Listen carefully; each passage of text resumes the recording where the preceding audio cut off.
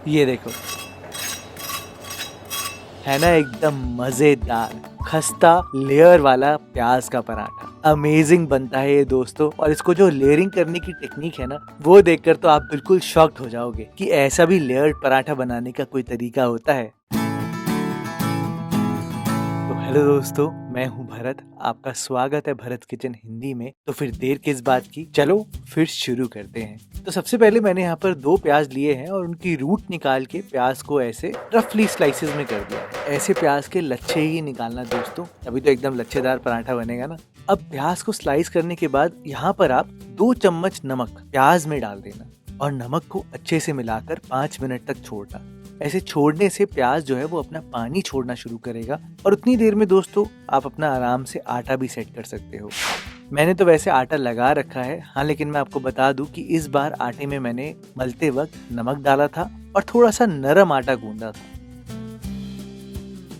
मैंने तो आपको बताया ही था कि आटे में लोच लगाना जरूरी होता है, कि जब आटा जुड़ जाता है तो उसमें एक्स्ट्रा पानी डालकर उसको और सॉफ्ट करना जरूरी होता है। तो बस मैंने आटे को पूरा सेट करके रखा था और अब आप खुद देखो कि एकदम लचीला आटा बना है।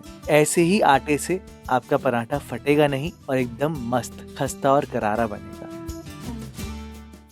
5-10 मिनट बाद ही अब आप देखो प्याज एकदम नरम हो चुके हैं, एकदम ढल चुके हैं। और अब आपने क्या करना है कि इन प्याज से इनका पानी निकालना है, नहीं तो ये बेलते वक्त आपका पराठा फाड़ देंगे पूरा। आप निचोड़ कर ये पानी निकाल देना और इस पानी को आप कोई ग्रेवी में भी यूज कर सकते हो। ऐसा नहीं है कि फेंकने की जरूरत है, आप कोई भी ग्रेवी में यूज कर सकते हो, उसमें आराम से काम आ जाएगा। अब आप यहाँ पर डालना भर के धनिया पाउडर, थोड़ा सा लाल मिर्च, थोड़ी सी अजवाइन को हाथ में क्रश करके डाला है ताकि पेट भी एकदम सेट रहे।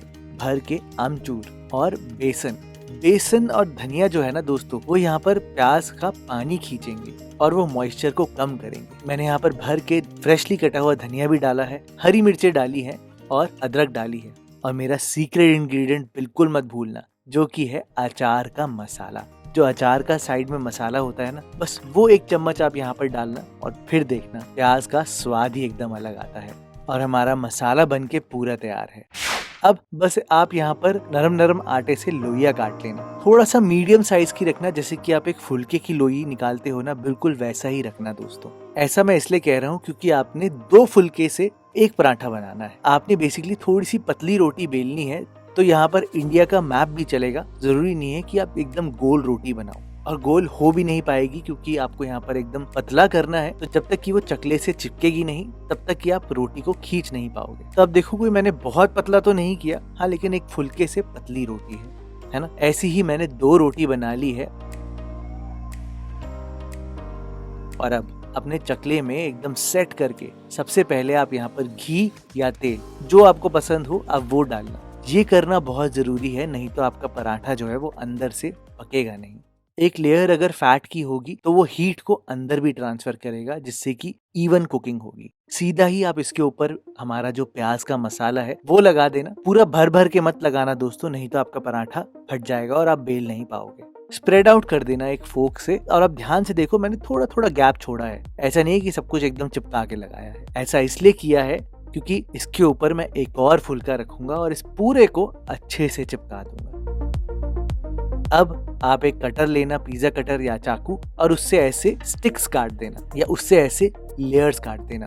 और अब ध्यान से देखना दोस्तों, क्योंकि अगर ये पार्ट ठीक नहीं किया तो फिर आपका पराठा सेंटर से आटा आटा होगा और साइडों में सारा प्याज चला जाएगा। तो सबसे पहले कॉर्नर से नहीं उठाना, नहीं, सबसे पहली स्टिक जो उठानी है वो एक सेंटर वाली उठानी है, क्योंकि वहां पर आटा कम है और प्याज ज्यादा है। आप इसको अच्छे से रोल करना और फिर कॉर्नर वाली उठाना। ऐसे करने से आटा और प्याज एकदम इवनली डिस्ट्रीब्यूट होगा। मैंने दोस्तों ये पराठा बहुत बार बनाया हुआ है, तो मैंने सारी गलती करी हुई है ताकि आप बिल्कुल ना करो। ऐसे ही एक करके मैंने रोल कर दिया है और लास्ट वाले में एकदम बंद करने से पहले मैंने थोड़ा सा पानी लगा दिया था ताकि ये पराठा एकदम सील हो जाए। अमेजिंग लेयर वाला पराठा लग रहा है ना। देखो आप कितनी सारी लेयर्स हैं। अब आप सूखा आटा लगाना और पहले अपने हाथ से दबा दबा के ही इसको बड़ा कर लेना। हाथ से ही पहले बड़ा करना, क्योंकि अगर आप बेलना से प्रेस कर दोगे तो सारी चीजें फैल जाएंगी और आप कंट्रोल नहीं कर पाओगे। हल्का सा सूखा आटा लगाकर पूरा बड़ा करना और फिर फाइनली इसको बेलने से बेल देना, हल्के हाथ से, जोर से बिल्कुल मत दबाना। और देखो आपको ऐसे ही एक बढ़िया सा पराठा मिल जाएगा। ये पराठा थोड़ा सा थिक होता है तो इसको पकाने का तरीका भी आपको ध्यान से समझना होगा कि इस पराठे को बिल्कुल भी आपने हाई फ्लेम पर नहीं पकाना है। इस पराठे को मीडियम लो या लो फ्लेम पर ही पकाना है। उसका रीजन ये है कि अंदर इसके कच्चापन बिल्कुल भी ना रहे। और वो जो हमने अंदर घी की लेयर लगाई है ना, उससे भी हीट एकदम इवनली डिस्ट्रीब्यूट होगी, जिससे कि पराठा एकदम करारा और बढ़िया बनकर आएगा। आप दोस्तों ऐसे खस्ता लेयर वाला पराठा जरूर बनाना अपने लिए और अपने परिवार के लिए इन छुट्टियों में, और सच में वो इम्प्रेस हो जाएंगे आपसे।